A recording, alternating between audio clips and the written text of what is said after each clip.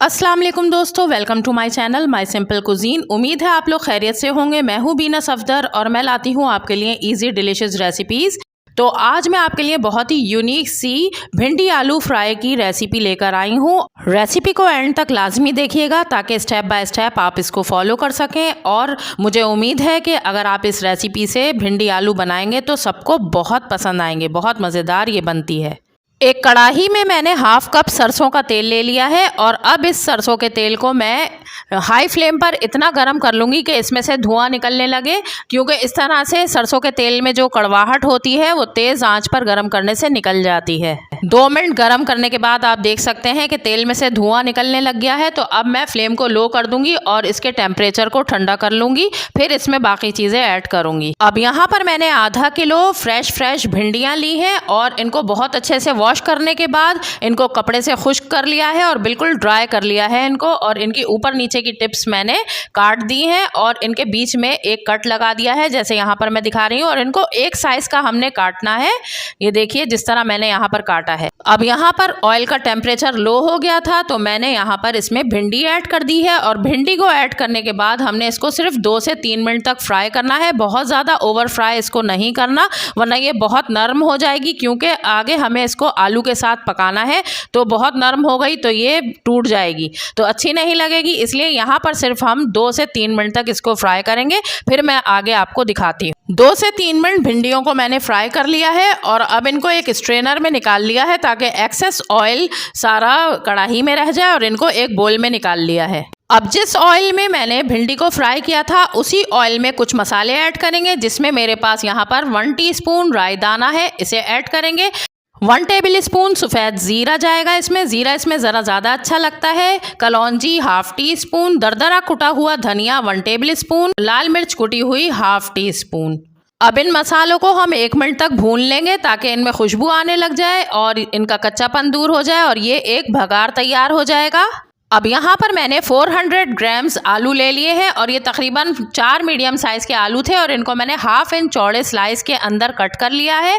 और अब इन आलूओं को मैं इस बघार के अंदर शामिल कर दूंगी।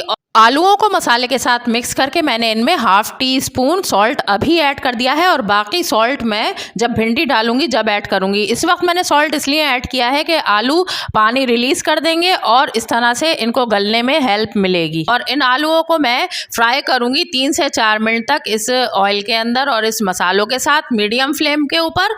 और जब इस तरह से हम सब्ज़ी को फ्राई करते हैं तो फिर उसका फ्लेवर ही अलग होता है और बहुत अच्छी सब्ज़ी बनती है। तो यहाँ पर मैं इतना इनको फ्राई कर रही हूँ आलूओं को कि ये 80% तक गल जाएं और इन पर हल्का सा गोल्डन कलर आ जाए। जब तक दूसरे स्टोव पर मेरे आलू फ्राई हो रहे हैं तो साथ साथ मैं यहाँ पर 2 टेबल स्पून बेसन लूँगी और एक पैन के अंदर उसको डालकर बग़ैर किसी ऑयल के इसको ड्राई रोस्ट करूँगी, यहाँ तक कि इसका कलर चेंज हो जाए और इसमें खुशबू आने लग जाए। बेसिकली इस बेसन को डालने से इस सब्ज़ी का फ्लेवर तो अच्छा होगा ही, लेकिन साथ ही बेसन इसमें जितने भी मसाले हैं वो हर सब्ज़ी पर चिपका देगा और सारे मसाले हर सब्ज़ी पर चिपक जाएंगे। 2 से 3 मिनट मैंने बेसन को ड्राई रोस्ट कर लिया है लो फ्लेम पर और अब इसका कलर भी चेंज हो गया है और इसमें खुशबू आने लग गई है। तो मैंने फ्लेम को ऑफ कर दिया है और अब मैं इसको एक बोल में निकाल लूँगी। आलूओं को 3 से 4 मिनट लो फ्लेम पर मैंने फ्राई कर लिया है। अब मैं इसके बीच में थोड़ी सी जगह बना रही हूँ। अब इसके बीच में मैं 1 टेबल स्पून क्रश की हुई अदरक ऐड कर दूँगी और इसके साथ ही मैं इसमें 2-3 हरी मिर्चें चॉप करके ऐड कर दूँगी। और अगर आपके घर में बच्चे भी ये सब्ज़ी खाएंगे तो फिर आप इसमें मिर्चों को स्किप कर सकते हैं। तो अब ये मिर्चें और अदरक को मैं बीच में ही पहले अच्छी तरह से 1 मिनट तक फ्राई कर लूँगी। 1 मिनट अदरक और हरी मिर्चों को फ्राई करने के बाद अब मैं इनको आलूओं के साथ मिक्स कर दूँगी और अब मैं आलूओं को मज़ीद 2 मिनट तक और फ्राई कर लूँगी। 2 मिनट मज़ीद फ्राई करने के बाद अब मैंने आलू को चेक किया है तो ये देखिए ये 80% तक गल चुका है। तो अब इस पॉइंट पर जो हमने भिंडी फ्राई करके रखी थी वो इसके अंदर ऐड कर देंगे और भिंडी डालकर हम इसको हल्के हाथों से मिक्स करेंगे ताकि भिंडी टूटे ना। और फिर इसमें मिक्स करने के बाद कुछ मसाले ऐड करेंगे। अब इसमें 1 टीस्पून लाल मिर्च पाउडर ऐड करेंगे, 2 टेबल स्पून धनिया पाउडर, ½ टीस्पून हल्दी पाउडर, अब हाफ़ टी स्पून इसमें सॉल्ट ऐड करूँगी और हाफ़ टी स्पून सॉल्ट मैंने पहले भिंडियों के साथ ऐड किया था। और अब इन सारे मसालों को 2 मिनट तक मैं मीडियम फ्लेम पर पका लूँगी, हल्के हाथों से मिक्स करते हुए। और इनको हल्के हाथों से मिक्स करना है वरना भिंडियाँ टूट जाएंगी। 2 मिनट मसालों के साथ भिंडी को पकाने के बाद मैंने रोस्ट किया हुआ बेसन ऐड कर दिया है इसमें, और बेसन के साथ इस भिंडी को हम मिक्स कर देंगे। 1 मिनट और पका लेंगे बेसन के साथ इस तरह से मिक्स करते हुए, और आप देखेंगे कि सारा मसाला बेसन के साथ इन सब्जियों पर चिपक गया है।